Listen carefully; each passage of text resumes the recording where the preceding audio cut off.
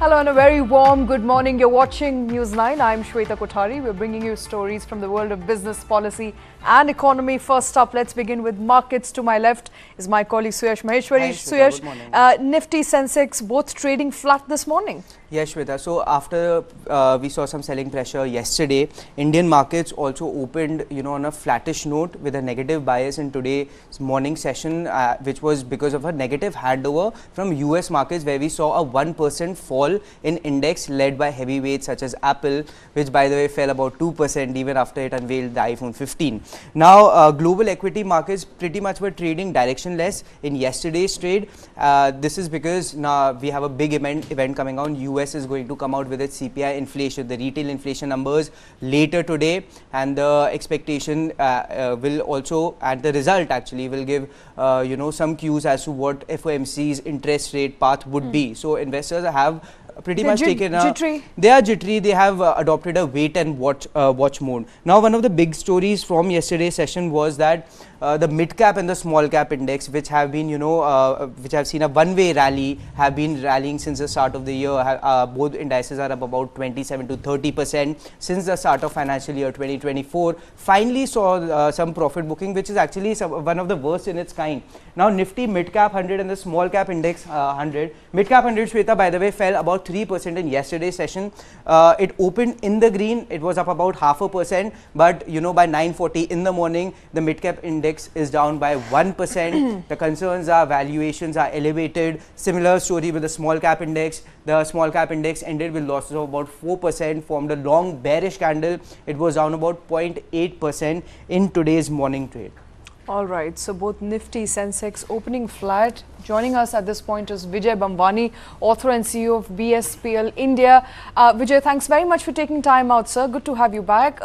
What's weighing in on markets this morning? Good morning, Shweta, and thank you for having me on your show. It's always a pleasure and privilege to join you. Well, what we did see was some amount of profit-taking finally step in yesterday, and that profit-taking is getting extended. Let's not forget, we are at an all-time high, and whenever a round number and an all-time high, take for example the psychological threshold of 20,000 on the Nifty index. Now, whenever such an all-time high with a round number is reached, there will always be a segment of the population, the investing population, which says, okay, this far and no further. I've made enough money. I think the market has rallied enough and I want to exit. This is a part and parcel of change of ownership, as it is called. So these impatient short-term traders, the weaker hands, will exit. These stronger hands who are wanting to buy are in no hurry to buy. They put in their bids or their buy offers on their computer screens at marginally lower levels. So in order that their pending orders get filled or initiated, the market has to come down and execute those orders, which is what happens routinely at new highs and peaks. I would not read too much into it. This is volatility that is routine. It's a part and parcel of price discovery mechanism. An absolute long-term investor with 3, 5, and 10 years viewpoint and time frame should not really be looking into it. It is a concern for the intraday trader, not a long-term investor. Vijay, actually, as you said, the long-term story remains intact. And since I cover stock markets, a lot of people, young people my age in their mid to late 20s ask me, where should we invest? Now, I am not a market expert, but I told them that we'll have Mr. Vijay this morning, and I'll ask him, for new investors who are just stepping into the market, with a long-term investment horizon, how do they approach market at current levels? So yes, that's a very poignant and very important question. Where do you invest now? How much do you invest, and should you go all in at one shot? Number one, never deploy all your money at one go. Always keep the powder dry, leave some room for averaging downwards, which means you stagger your investments. Number two, when you're a new entrant in the market, it makes sense to go for quality companies. They're not cheap. Prices might be in triple and 4 digits, but there is a reason why they command such lofty prices. They are tried and tested. And resort to asset allocation. Don't put all your money in one basket, which is equities. A lot of investors, especially India specific, tend to think that equities are the only game in town, which is not right. You have commodities, you have foreign exchange, you have bonds, uh, uh, you have currencies.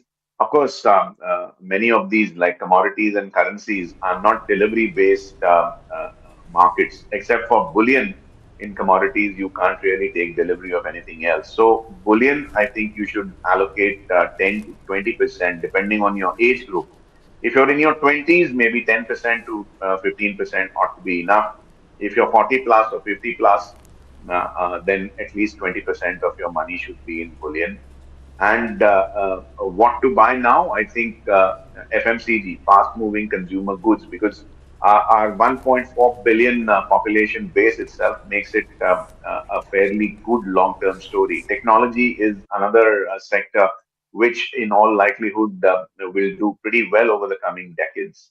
Um I think pharmaceutical sector, the blue chips in the pharma space would be another sector which you can look at. Always have some amount of money in fixed income.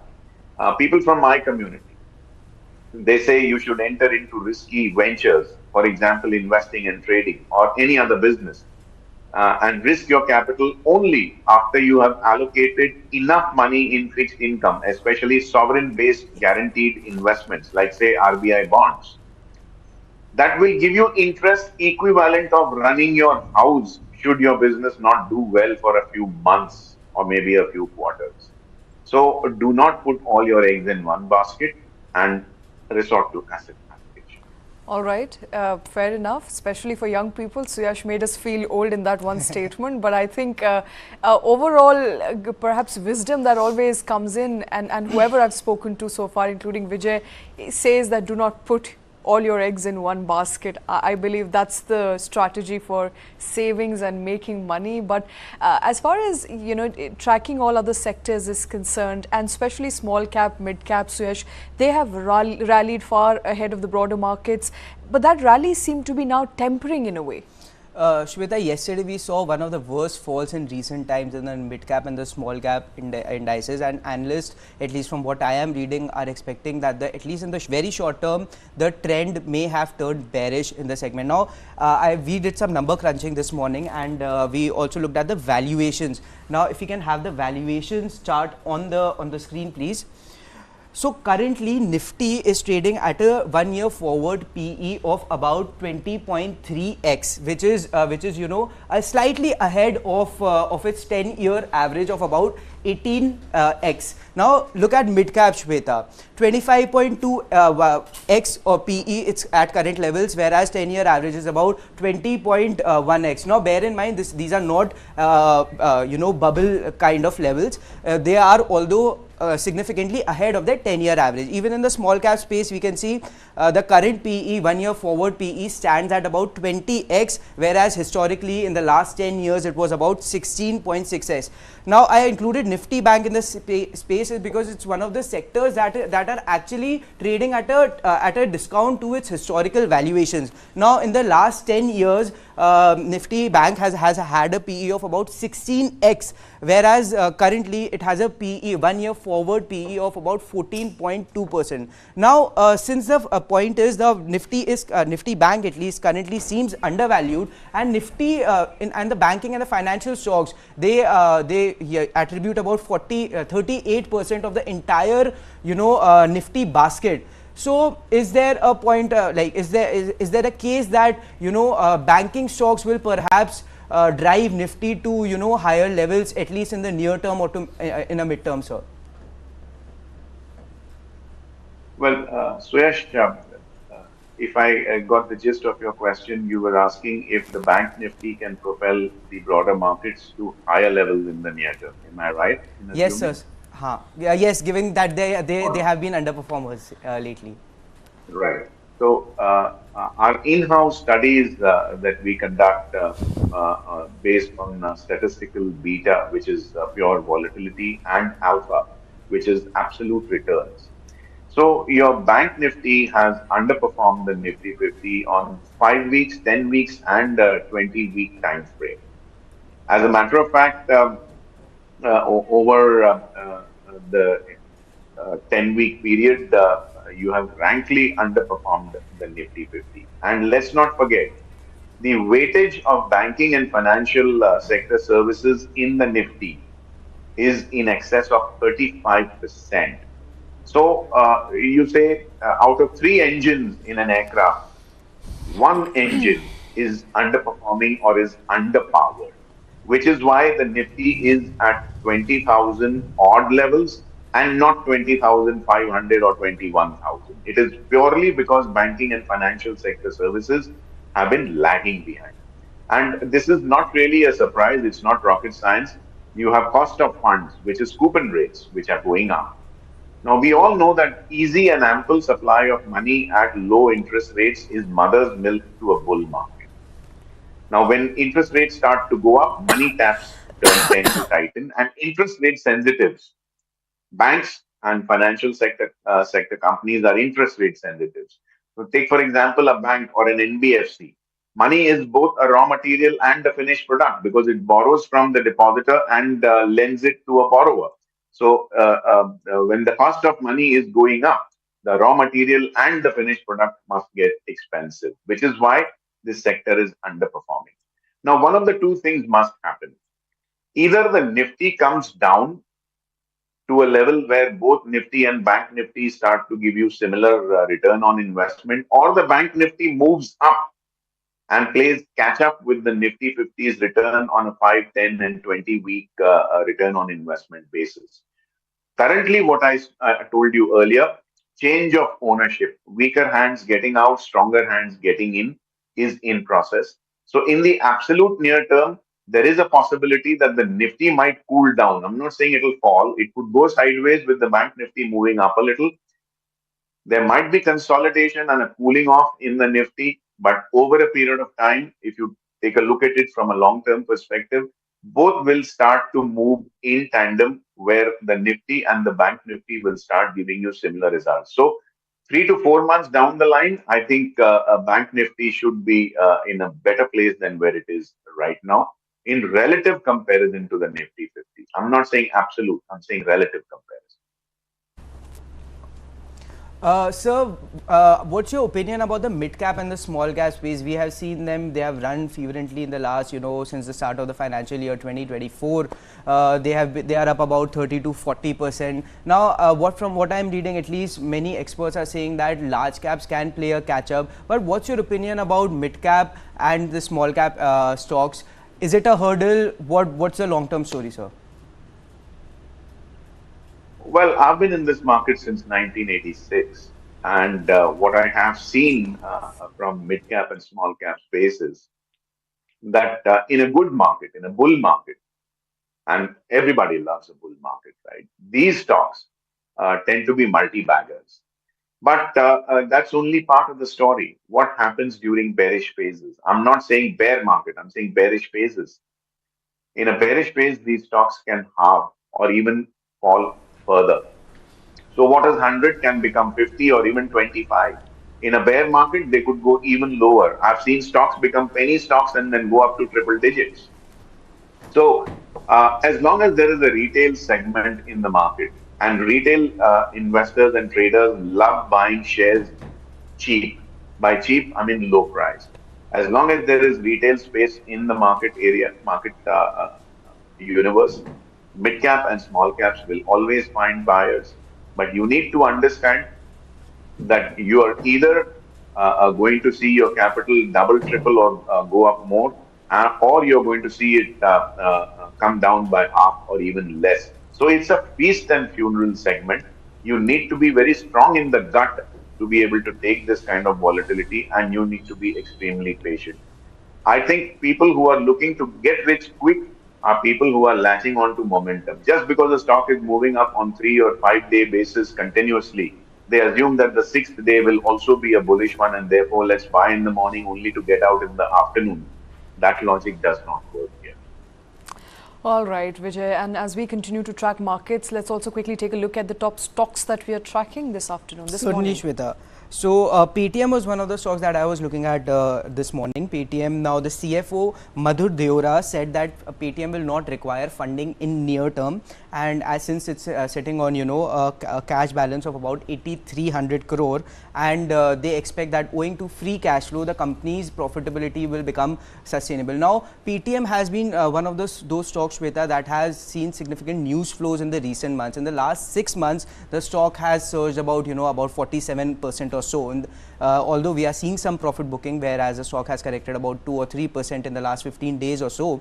But a slew of positive trigger news coming out. Now, Paytm turned profitable ahead of its estimates. Antfin has reduced its stake significantly, whereas Vijay Shekhar Sharma has amped up his stake significantly. So the concerns about Chinese ownership in the Paytm company has also come down. Also, the company has introduced a soundbox system, so they are making strides. The AI program that they are working on. So, sir, just want to understand, how does one trade in Paytm stock at this point in time, sir? Well, like I said, get rich quick is not a good system to deploy in technology space, financial company like Paytm. You need to dig your heels into the ground and take a patient approach. I think the stock, or the company rather, is uniquely poised. It's not just a payment gateway or a e-wallet. It's getting into multiple streams. And a couple of years down the line, this company will have revenue streams coming in from multiple sources. So, do you really want to time the market and say, I want to get in at so and so rupees and so paise with a target of so and so rupees and so paise? I don't think so. I think you need to take a 3 to 5 year view to be able to make money out of this stock. And you also need to understand that anytime stocks that are in this space can actually see 10, 12, 15% decline over a quarter or two. And you need to ask yourself whether you have the stomach to see this kind of a bone crunching decline during the phase that you're going to be invested into the company. If you think the answers to these questions are yes, I think you need to go ahead. All right, and another stock that we're tracking this morning is Infosys. Infosys has signed a deal with Stark Group, albeit the stock is down very marginally. Doesn't look like there is an impact on the stock. Yes, Shweta. So the stock has also run up significantly in the last month or so. The stock is up about 8%. Now, the news trigger for today's session is that the company has entered in an agreement with Stark Group, which is Europe's largest retailer and distributor of building materials, to establish a state-of-the-art data center in Denmark. Now, we don't know what the details of this deal are, so we don't know what sort of a contract this is going to be. But it's a positive for Infosys. And Infosys, as I said, had been an underperformer since the start of the year. We are seeing some bottom fishing in the stock. The stock has given significant returns in the last 15 days or so, but it has largely outperformed IT mid-cap stocks and also peer companies like TCS, HCL Tech on a year-to-date basis. All right, Vijay, what's your outlook on the IT stocks as a bouquet at this point? I remain optimistic on this sector. Number one, you are seeing strength in the US dollar index. Number two, I don't see how the world is going to get less and less technology centric. I think we are going to increase our dependency on tech. It's there everywhere, from your mobile phones to your smart TVs, and shortly even driverless cars. So, where Infosys is concerned, I think 1600 to 1650 is an area of resistance. The closer it gets there, I think you'll see, like I said, change of ownership. Weaker hands will get out and stronger hands will get in. Will it overcome the 1600, 1650 mark? I think yes, ultimately it will. That is when momentum traders will start to enjoy short-term profits coming in. Long-term investors, I think in the entire IT space, especially the large cap, Infosys, TCS, Wipro, HCL Tech, I think take a 3 to 5 year view and you're in a good spot here. All right, and before we conclude, I have to ask, IRCTC is down by about 2.25%, Rail Vikas Nigam down by about 4.7%, IRFC down by about 4.5%. Just like there was no idea or inkling of why railway stocks are moving and moving very positively, we don't know why they are down in the last 2 days. Well, this is again, like I said, change of ownership. Okay. You had the herd mentality, which got into these stocks because they were moving up. If you ask people on the street, an average Joe on the street, why are you buying? Because hey, it's going up since the last 3 days. He assumes linear extrapolation that something that is in motion will continue to remain in motion in the same direction.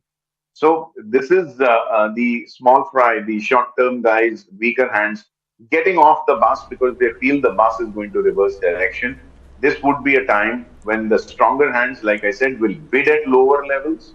They'll want the weaker hands to exit so they can get their teeth into the meat and buy at lower levels. So for the extremely patient investor, I think you need to wait a little, let it settle down. It might come down a little more, and then you could commence buying. All right, so be patient. I think that's the word coming in today. Vijay, stay with us. We also want to quickly talk about broader macro environment and the data points that have come out by the way of inflation. Inflation numbers for the month of August were out. So, Yash, inflation at about 6.83% in the month of August from 7.44% in the month of July has eased a little bit, allaying a lot of worries and fears on streets on whether inflation will be tamed, will be within the target projection for this quarter. Still looks very unlikely because the month of September could play a big dampener, so to say.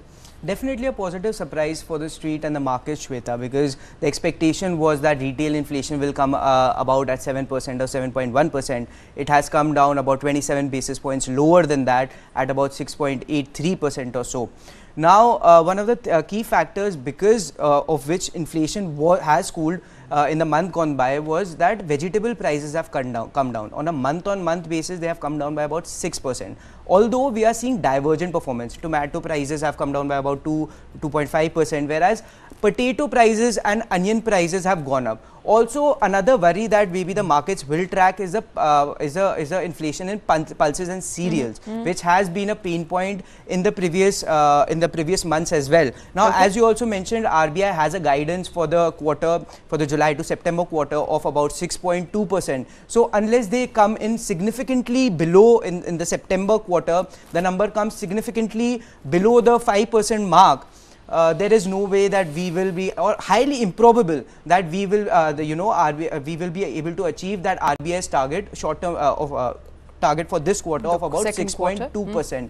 Now, another thing is that LPG prices had been cut in last month. So, we'll see some effect of it, which will definitely bring down the headline inflation. But the core inflation, Shweta, core inflation moderated slightly. So RBI, which keeps an eye on core inflation, unless there is a significant pickup in that regard, maybe we won't see a rate hike. So, would you share that? It's a good question to ask, Vijay. Vijay, what are you expecting? I mean, come to think of it, the number has been a little bit of a surprise, positive surprise there at 6.83%. The estimates was that it's going to be around 7%. In fact, all economists had been saying so. At 6.83%, it's very close to the 4% plus minus target of RBI, albeit if the overall inflation for the second quarter has to come in at about 6.2%, September will be a very, very crucial month. I completely agree with you, Shweta. Inflation is a metric that most investors slash traders tend to understate, underfactor, and possibly even overlook. Now, inflation, why is it important? Inflation directly impacts interest rate sensitive stocks like banks, NBFCs, companies that depend on EMI based sales of their products. So, if inflation is higher, the average household savings contract and they are able to spend less on either personal consumption expenditure or non-discretionary discretionary expenses. So any fall in inflation is always welcome. As a matter of fact, lower inflation will also strengthen the rupee as one of the factors that will determine the currency peg versus the dollar. So, lower inflation is a welcome sign, which is why you saw the forex markets give you a green flag yesterday. So, the rupee strengthened against the dollar yesterday. And should inflation come to within the RBI's comfort zone, I think fears of rate hikes or maybe even elevated coupon rates on the RBI's Monetary Policy Committee monthly bi-monthly meetings would basically ease. There would be no more fears that RBI would continue to hike the interest rates or maybe even keep them elevated. Any decline in coupon rates in India would immediately prove to be a buoyant factor for both our money markets and equity markets as a whole. All right. And before I move to CPI numbers from the US expected to be out tonight or today as per US timing, I am more concerned about vegetable inflation in India. It's still at about 26.1% as against 37.34% in the month of July. Now, this is a human problem, sir. This is not just a problem with investors, traders. This is a problem with that an average common person out there on the streets is facing and is faced with on a daily basis. There should not have to be a choice between feeding yourselves and living a healthy life versus saving money. I think one should be able to do both. I know government is taking administrative measures, Suyash. We've been covering some of those administrative measures here on News 9, but September is all the more crucial because whether it will rain enough or not, whether monsoon pattern will be in line with expectation, will perhaps overshadow the expectations, all of that will determine how vegetable prices will move and in a sense determine how much people will be able to save, as a matter of fact, in the month of September. So crucial month to watch out for. Talking about vegetable inflation, Shweta, now it's something that pinches the middle class really hard because you can see the impact of it directly in your budget. As a matter of fact, I was just reading this report where, CRISIL's report, which said that a cost of vegetable thali on a year-on-year basis has jumped up about 24%. Your standard thali, which costs about 80 to 90 rupees, has jumped up by 24% in a year's time. So definitely something that we need to keep a track of, cautious about the vegetable prices, although they have come down about 6% on a month-on-month basis. So, if we can get your expectations, how do you see vegetable inflation playing out in the next month's time? Can we expect it to ease further? What are your expectations, sir? And also, while at it, I think it's in the SBI Eco-Wrap report pointed towards inflation reaching within the RBI's comfort zone. Could the headline inflation, in fact, in the month of September, could come in at 5.5%? That is what the Eco-Wrap report says at this point. Do you agree with those projections? Well, it's very difficult to forecast food price inflation because there are so many imponderables and variables like the weather. We are now talking about monsoon, whether it will play catch up with the deficiency that it gave us in the month of August. So these are not factors that are in human control. What you call hand of God comes into effect here. Two things will need to be kept in mind. Number one, the base effect. So the inflation rate or the trajectory has been higher. So the base effect will kick in. And therefore, going forward, if even prices are contained or even marginally reduced, like for example, Suyash pointed out about the prices of tomatoes. So if prices come down marginally on a base effect basis, on a relative comparative basis, there will be a kicker effect, multiplier effect. So inflation will appear to have come down somewhat. So will it come to the SBI's Eco-Wrap report levels of sub 6%? Difficult to say. I'm not an expert agriculturalist or Right. an economist who focuses purely on inflation. I do hope it comes to that level. All right. I think we're all hoping that inflation will moderate in the month of September. All eyes will be on inflation numbers going ahead. But also tonight, a very important event by the way of, CPI inflation numbers for the US. We will, of course, keep tracking those events here on News 9. Vijay, thanks very much, sir, for taking time out, for joining us this morning. Good to have you on the show. Always my pleasure. Thank you very much. All right, shifting focus to another story that we're tracking by the way of growing ties between India and UAE. My colleague Amit Ranjan perhaps will walk into the studio and explain to us why Middle East remains a focus key area. Amit, the reason why at this time around is that the fact that there was to be trade settlement in Rupee has finally come in by the way of an MOU that has been signed between the two countries, essentially means that trade settlement will now happen in local currency. We're moving a step closer to de-dollarization. Yes, and the MOU has been in the works for some time, and with the G20 summit that has just commenced, the ties between UAE and India will be further strengthened, not just by through settling payments, trade payments between UAE and India in the Indian rupee as against the dollar that used to happen before, but also the online payments, settlements and interlinking of banks of the two countries, that has also been put forward. So online transactions via UPI, that also will be pushed forward between the two countries. So it's not just settlement in rupees, but via transactions as well. All right, interesting numbers that have also been revealed in that MOU. I don't know if you have graphics for that story just as yet, but remember the bilateral trade between two countries has already increased to 67.5 billion US dollars from May of 2021 up until March of 2022. It's so 67 from 67.5 billion dollars to 76.9 billion dollars, an increase of 14%, which essentially means that the two countries are very serious about their trade ties. But now settling that trade in rupee and as opposed to the dollar, which has traditionally been the case, is a step towards what many people have been looking at. In fact, the government of India has been pushing for as the de-dollarization, or perhaps settling trade in respective currencies. This is a step closer to that. Yes, and India, which is the third largest purchaser of crude oil from the world, a large part of that comes from the UAE. But going forward, it's not just oil that there will be trade between the two countries, which will be a major.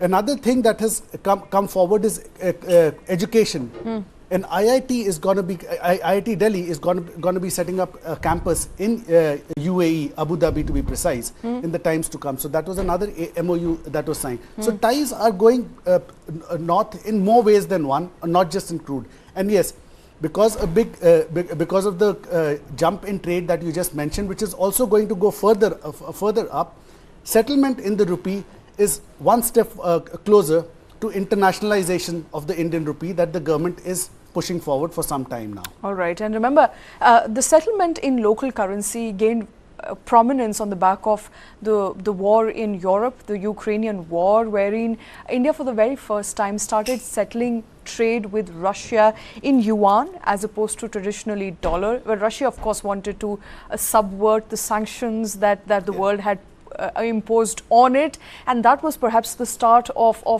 trade settlement in local currencies. And we're looking at more and more trade settlement in local currencies now. India trying to settle trade not just with UAE, but also with Bangladesh and other countries possibly in future. So there are 17 to 19 countries with which India is making payments in the Indian rupee. With Russia, it was a compulsion because of the sanctions. The question of dollar was out. So we had to settle in a currency that was agreed to, and in that case too, probably rupee will be the next thing. All right. So at least the government wants it that way. Let's see. But that was in Russia's case. But there are at least 17 to 19 countries, if I'm correct, where India is settling bilateral payments, trade payments in the rupee.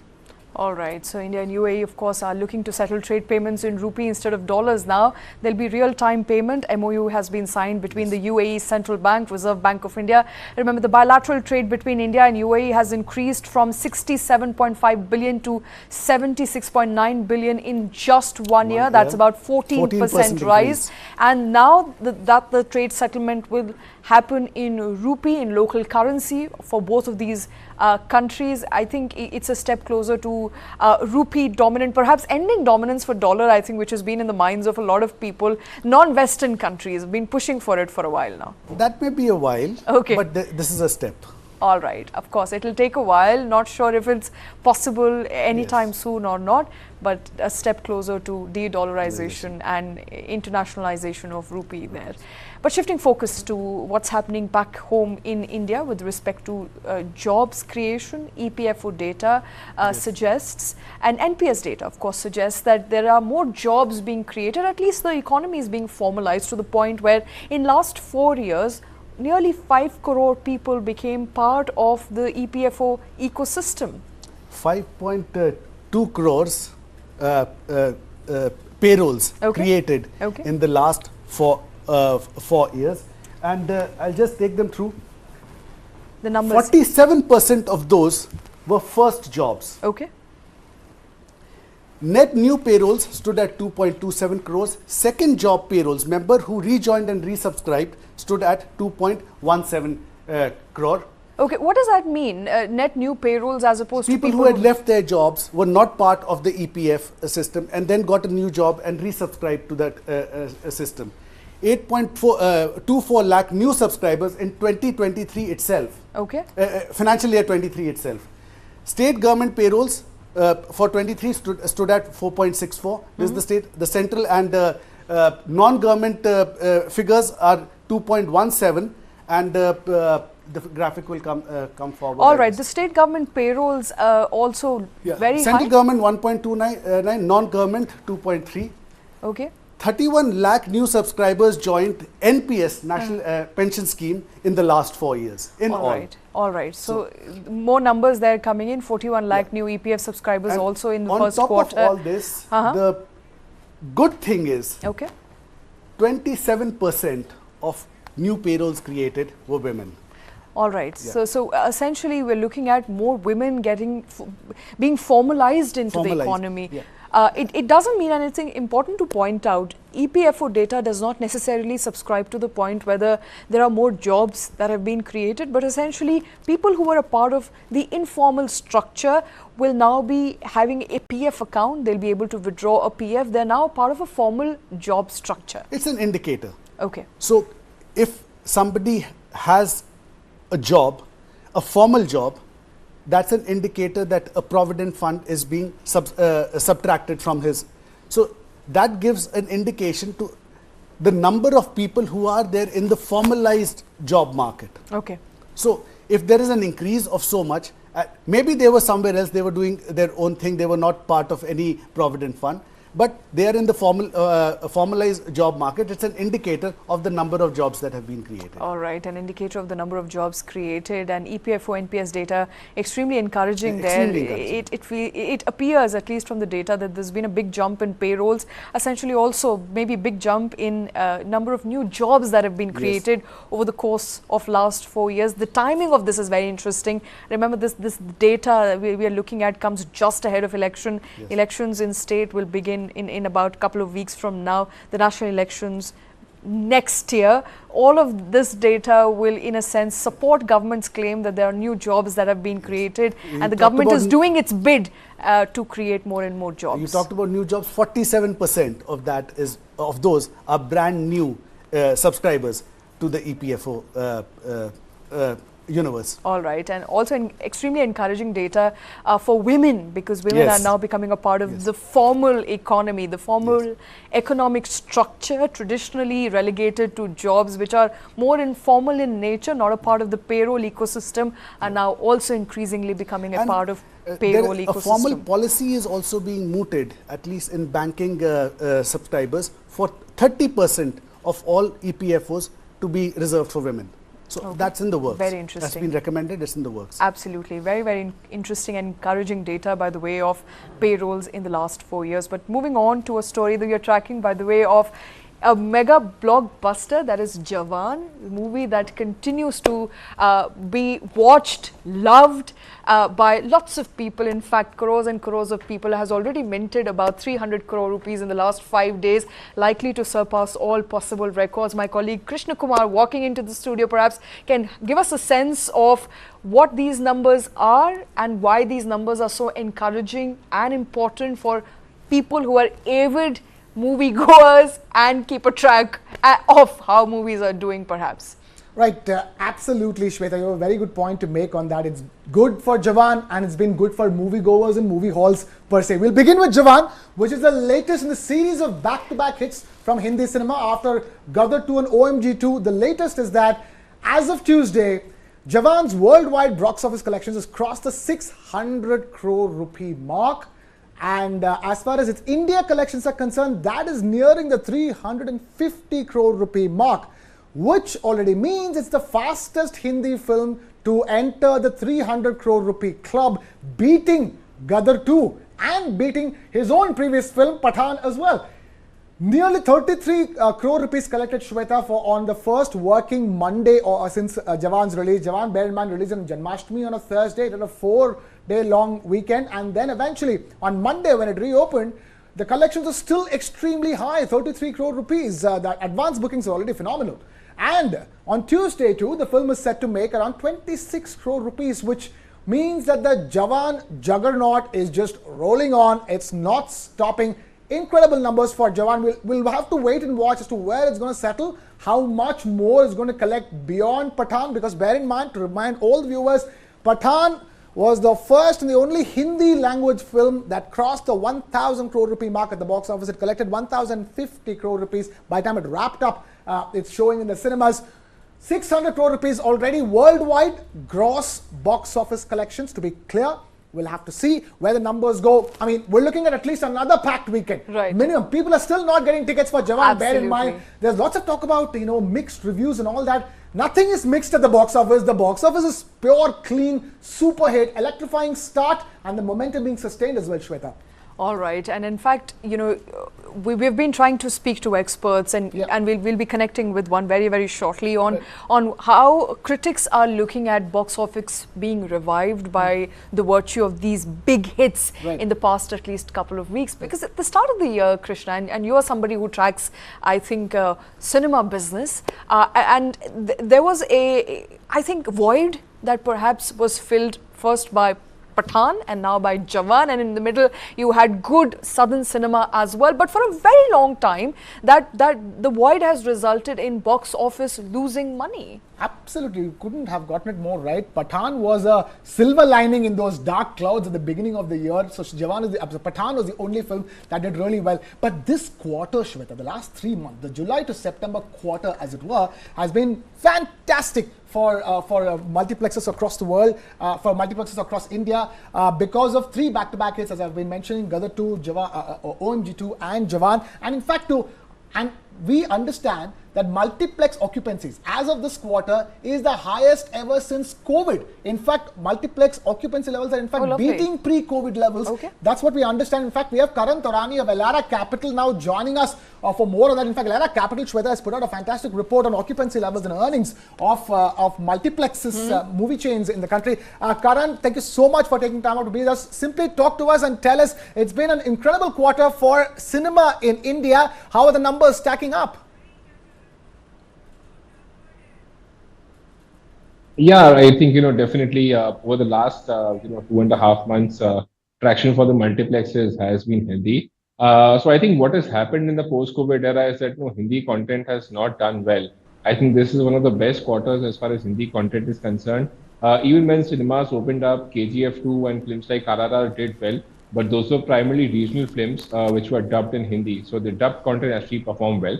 But now you're seeing actually, quality Hindi content, original Hindi content doing well. So that's like a very good sign in terms of respite. Now, what has happened herein is that the nature of content has changed. If we look at the films that have done well over the last 3 to 6 months, as far as Hindi is concerned, these are clearly, franchise-driven films, Gadar 2, Oh My God 2 kind of films, or these are films which are VFX-led, where, Hollywood films have done well.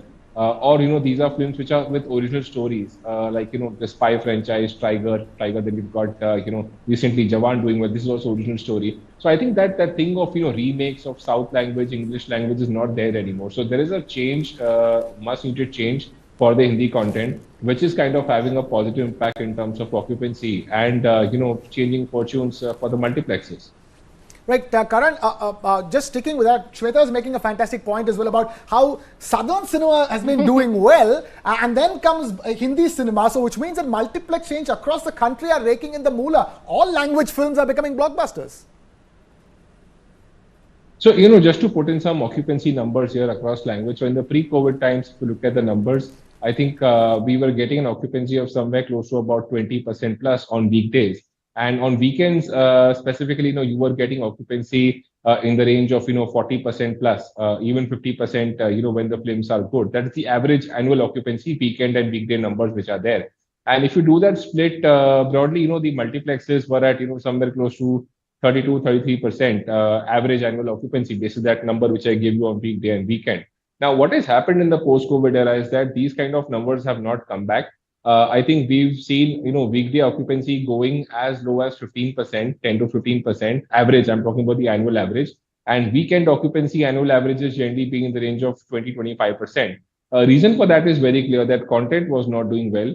You have got heavy dependence on large budget films. If you look at Hindi content, primarily small, medium budget content is not doing well. So you have to kind of move towards a high risk scenario when you're trying to depend on more films or rather less films which have to do well. So I think that's the problem area. As compared to pre-COVID times wherein you had more films doing well, your risk was spread across multiple films. So even if 5-10 films don't do well, you are eventually in a good situation. But right now, it is very important for the large budget films to actually perform in a very big way. So thankfully to their fortunes, I think in the last 2.5 months, Hindi content, Hollywood content, large budget films have performed. And that is why occupancy levels have moved, to kind of pre-COVID levels of 30 to 33%. So from that standpoint, I think definitely, there is a recovery, there is a respite. But whether or not this sustains, that is a big question mark, because it's going to be a tough ask for films to, do well so consistently. Because generally we've seen, content is cyclical in nature. You can't have every single large film doing well or having a success in terms of box office. So I think that is going to be a big ask. And I think one more big mega trend is going to be that the comeback of small, medium budget content. So once you see a comeback of small, medium budget content, I think occupancy levels can breach beyond pre-COVID levels, which will be another big positive surprise. All right. We'll leave it at that. Karan, thank you so much for taking time out to be with us. Karan Tarani of Elara Capital, putting things into perspective. So all that box office talk we're doing here, Shweta, has been resulting in terms of cash registers ringing. PVR Inox, a listed company, said to have one of the best quarters since COVID era. So overall, great times at the box office. And as he was talking about, we need to keep this momentum sustaining. Also, bear in mind, PVR is also to have the highest profitability in a long time because ticket prices are up 15 to 20% since COVID levels, since pre-COVID. So, which means, that for the same occupancy, you're earning more money. So, profitability levels are high because ticket prices remain elevated. They haven't brought it down from before. So, that's also good for a multiplex change. And as a so you're shelling out more money. And as a result, I think, and the fact that you're still ready to shell out more money essentially alludes to the fact that people are more inclined to watch, no matter the cost. Yeah, and Shweta, imagine we're discussing Hindi and regional cinema. What about Barbie and Oppenheimer and their contribution to multiplexes here in India? How many people in India went and thronged cinemas for Oppenheimer and Barbie? So we've had Hindi, Bollywood, Hollywood and South cinema doing well at multiplexes. Got to be a bumper quarter for the multiplexes, and hopefully the momentum sustains going forward, Shweta. All right, and so we can finally say that the existing void, at least in this year, 2023, the start of this year, somewhere towards the middle of this year, has finally been filled. And filled how? With mega blockbusters from Oppenheimer, you have Pathan, you have a Jawan, you have a Jailer, and all of them super hit perhaps, loved by people. Absolutely, and fascinating different kinds of content is working. More willingness from people to go to the movie theater to sample all this different kind of. Look at the difference between an Oppenheimer and a Barbie. And in India, Oppenheimer made more money than Barbie, whereas Barbie made more money than Oppenheimer across the world. So the willingness of the Indian audience, they're language agnostic, they're genre agnostic. They're saying, give us a good film. Just entertainment. Give us a good film, well-made cinema. Jawan, for instance, it might be a mindless commercial entertainer, but it is such a well-made film for that genre. It's done very well. Barbie, For that genre, best film possible. Oppenheimer, in that genre, best film possible. And I can go on. But that's what the audience has been vibing with, essentially. Lovely. I think you've summed it up very beautifully. They're genre agnostic. They don't care about whether it's a Hindi, whether it's a Southern cinema, whether it's Hollywood, Bollywood. All they care about is good cinema and a good story. And a good story sells. And entertainment there for every person who's been seeking and waiting for that entertainment. But we're going to move on from this entertainment to another entertainment and perhaps another object of people's fascination. I think all three of us, as a matter of fact, but more than anybody, you, Krishna, made in India, iPhone 15 is finally launched. Take us through the price point. Take us through the highlights of that event. The only thing that the event did not talk about or confirm for us was that the first set of iPhone 15s are made in India. We have heard about it. But that we know of. We know of. Those are reports. Just to clarify, those are reports that we got before the launch event. We're looking for some kind of confirmation at the launch event. I watched the entire launch event from start to finish. There was no message coming in straight from Apple on how these first iPhone 15s are going to be shipped out of India. Fingers crossed that the first iPhone 15s are going to be a huge chunk of them get shipped out of India for sure. That's what I would hope for. But as far as the phones themselves are concerned, no more notches on iPhones. The notches have been replaced by the island that they have on top. Even the basic model, the iPhone 15 and the iPhone 15 Plus, both of them don't have the notches on top. Type-C port. The biggest headline coming out is that now all iPhones, let me take this over there to the board. All iPhones now have Type-C charging ports. That is there with all Android phones. All of that coming because the pressure from the European Commission on Apple. If Apple is sustainable, they can't keep making new kinds of chargers only for Apple and more chargers in the world. So one charger for all phones, Apple sort of falling in line with the European Commission's, the European Union's diktat. So Type-C port for charging and data transfer. Upgraded 48 megapixel camera. They always make their cameras better. 2x telephoto lens. This is just the iPhone 15 Lite. This is not the Pro models we're talking about. Just the basic iPhone 15. The flagship model. The flagship model, correct. No need to switch to portrait mode. Automatic portrait, Shweta. Okay. Fantastic. You don't want to do the portrait mode and then take a photo. It will automatically, artificial intelligence, see where a portrait is possible and click the portrait for you. This is a feature I absolutely loved. Voice isolation in crowded places that your phone is going to do for you. So far, we've had our Bluetooth earphones giving you that voice isolation. Your phone now does it for you. If you're in a crowded place and you have an iPhone 15, the entire noise gets filtered out and the person on the other end of the phone can clearly hear your voice. Precision finding with Find My App, another beautiful feature where if you are in a crowded marketplace, you've lost your friend, you have an app called Find My, and that person has an iPhone, your phone will direct you step by step to where your friend is in a crowded market or any kind of a crowded outdoor or indoor space for that matter. So precision finding with Find My App, superb new feature. Roadside assistance for US customers. This is yet to come to customers outside of the US. What they're doing is that if you're on a highway somewhere in the US and you don't have any signal, your car is not working, you're stranded in the middle of nowhere, what happens? Your iPhone connects to the satellite and sends out an SOS to a nearby station. They've tied up with the Automobile Association of the US for this feature. That's a groundbreaking innovation that they're doing where they're also powering your mobility, and especially when you're stranded and you're on the go. Krishna, let's repeat that for our audience. What are you essentially saying? If my car breaks down, right, iPhone will send a message? To all those people watching this, this is not happening in India. Can't happen to Shweta's car, can't happen to his car, can't happen to anybody's car. This is not for Indians. So far, what they've launched in the launch event is that the US Auto Association is what Apple has tied up with. And if you are in the middle of nowhere and your car is broken down and you don't have signal on your phone, you're completely stranded, you will be able to send out a SOS on satellite to a nearby auto repair station which comes under the Association of Automobiles of the US, and they will send help to come fix your car. That's what you mean by literally groundbreaking innovation. What can you do with your phone? How much can your phone help you? Bear in mind, they already got that trackers in the last iPhone launch where if you have multiple things that you're carrying on your bag, you can put a tracker and with your phone, you can figure out where you left your bag. This is taking that a notch further. Now, an auto repair person will be able to find you because you have an iPhone. I don't know how this is going to get translated into other countries and other geographies and to India specifically speaking. I don't know. But for now, this innovation is on the table, has been implemented in the US. All right, and you can get the brand new iPhone from the 22nd of September onward. Like the bookings start for all those watching September 15th India time, 5:30 p.m. onwards is when you can start booking. They start becoming available from the September 22nd. Prices for the iPhone 15 and 15 Plus, if I were to quickly take you through, 79,900 and 89,900. These remain the same. They haven't changed the prices of the iPhone 15 and iPhone 15 Plus. And also a reason why the Apple stock tanked in trade on Wall Street, because the street over there was expecting a hike in prices, but Apple not hiking prices. 15 and 15 Plus remain same. Now quickly take this across to Pro and Pro Max. Therein you have a headline, grade 5 titanium chassis. That's grade 5 titanium that's used on NASA's Mars rover. Okay. We're talking about metal that's used in space tech being used on a phone that you can buy. It's called grade 5 titanium, and the chassis of the iPhone 15 Pro models come with that grade 5 titanium chassis. All new action button replacing the single function switch. If you see on your iPhones and Pro models, you have a lever or a button that goes up and down to make your phone silent or active.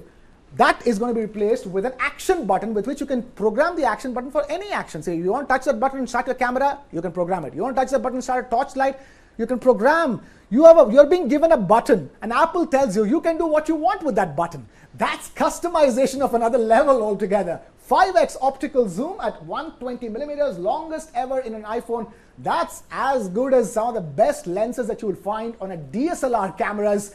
5x optical zoom available on the Pro models, and pricing, the Pro remains the same as it was before, 134,900, whereas the Pro Max now starts, hold your breath, at a minimum of 1,54,900 or 1,55,000. There has been, bear in mind, the iPhone 15 Pro Max, there has been a price hike in the US of $100.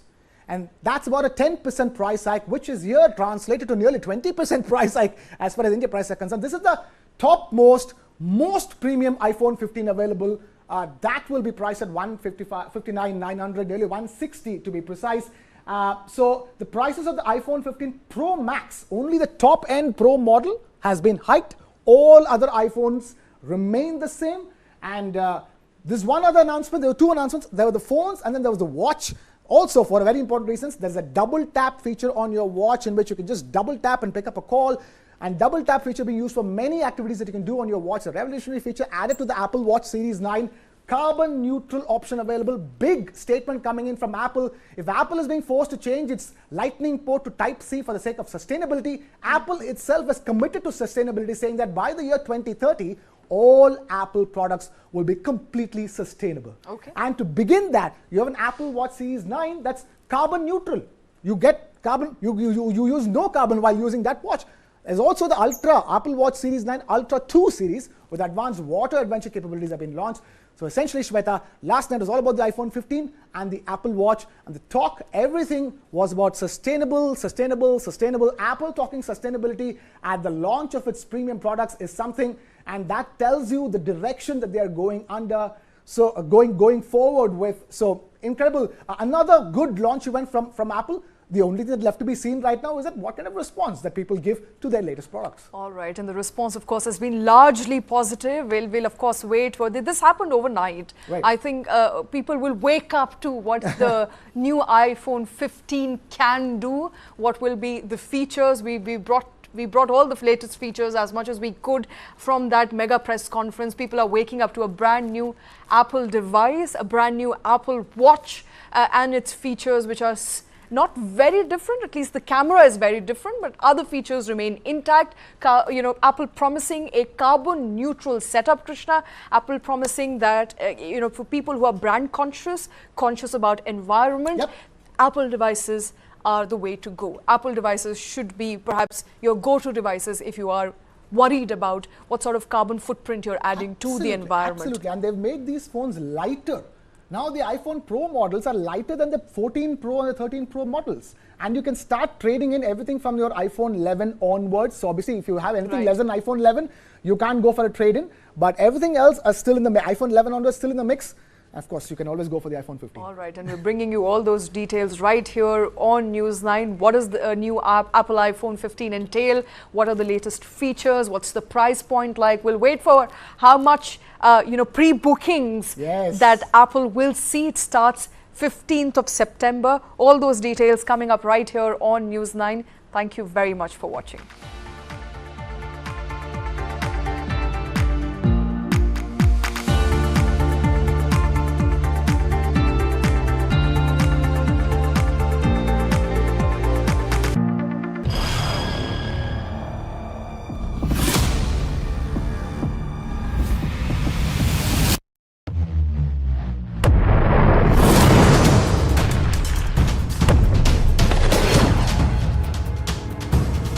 He thought he could outlast us.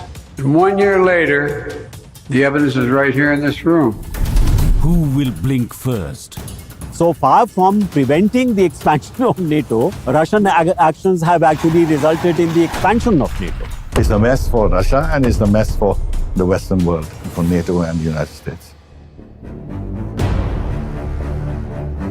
Putin is a dictator, and if he loses, that means the end of his regime, and probably of him personally. So he has to keep going.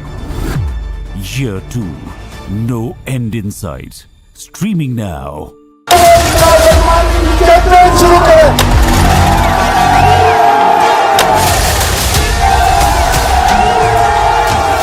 मैं इमरान अहमद खान नियाजी सबके दिल से हल्फ उठाता हूँ. When Imran Khan came initially into politics, he thought his personal popularity would be sufficient for him. It didn't happen.